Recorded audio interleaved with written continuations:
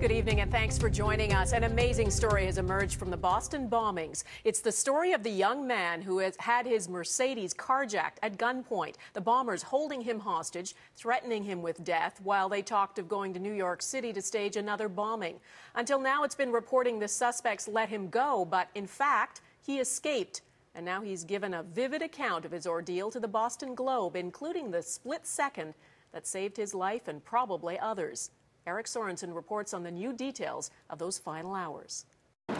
As police walked out of this Boston medical center overnight, Johar Tsarnaev was quietly transferred to the hospital in this prison, probably his last move by stealth. Not being noticed was his plan all along. Among thousands of people at the famous marathon, who would take note of those heavy backpacks? Both the spectacle of the race itself, Boston Marathon champion, and the mayhem after the bombs provided perfect cover for two brothers who blended into the background. This changed everything, from complete unknowns to prime suspects. In an instant, these images will be delivered directly into the hands of millions around the world. The brothers began to improvise, badly. They shot this policeman, possibly to get another gun.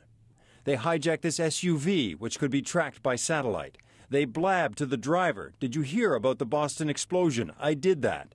They took money from the man's bank account, creating another video trail.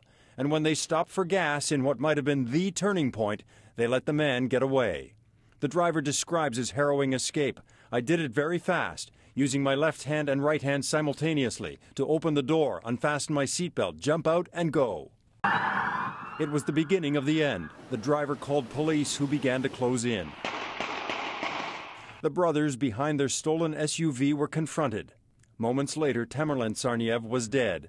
Johar sped away, but it was only a matter of time. He was captured hiding in a backyard boat. Were it not for the quick-thinking SUV driver, the brothers were next prepared to bomb Times Square in New York. We don't know if we would have been able to stop the terrorists had they arrived here from Boston. We're just thankful that we didn't have to find out that answer. Thanks in part to the SUV driver who wants to remain anonymous, there was no second attack, and the suspect, who desperately wanted to stay out of public view, will now get his wish here. Eric Sorensen, Global News, Washington.